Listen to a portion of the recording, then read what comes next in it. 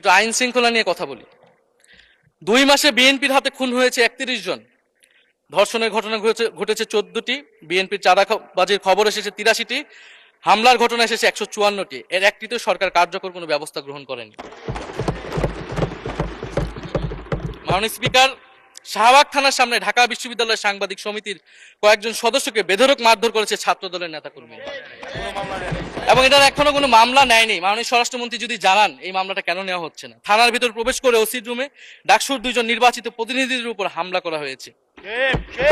মাননীয় স্পিকার, ঢাকা বিশ্ববিদ্যালয়ের সাংবাদিক সমিতি, মাননীয় স্পিকার আপনি জানেন আপনি ঢাকা বিশ্ববিদ্যালয়ের ছাত্র, মহসিন হলের, আমিও মহসিন হলের ছাত্র। মাননীয় স্পিকার, ঢাকা বিশ্ববিদ্যালয়ের সাংবাদিক সমিতির একটা বড় ভূমিকা আছে বাংলাদেশের গণতান্ত্রিক আন্দোলনগুলোতে, আমাদের বিশ্ববিদ্যালয়ের গণতান্ত্রিক আন্দোলনগুলোতে।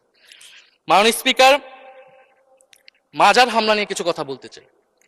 এই সরকারের আমলে আমরা দেখলাম যে কুষ্টিয়ায় মাজারে হামলা করে একজনকে হত্যা করা হয়েছে। মাননীয় স্পিকার, এটা আমরা নিন্দা এবং প্রতিবাদ জানাই।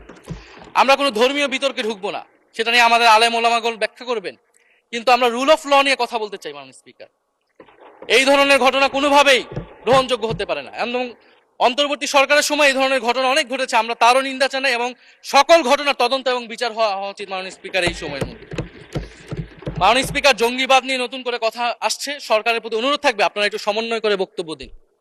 স্বরাষ্ট্রমন্ত্রী বলছেন জঙ্গিবাদ নেই, আবার মাননীয় প্রধানমন্ত্রীর উপদেষ্টা বলছেন জঙ্গিবাদ আছে, জঙ্গি আছে। তো ওনাদের বক্তব্যটা পরিষ্কার হলে আমরাও এই বিষয়ে আমাদের অবস্থান বা বক্তব্যটা পরিষ্কার করতে পারবো।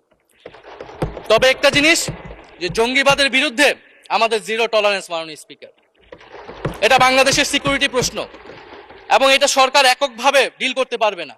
এটা জাতীয় ঐক্য লাগবে, এবং সরকারকে আমরা সর্বাত্মকভাবে সহযোগিতা করবে বিষয়ে। তবে বিগত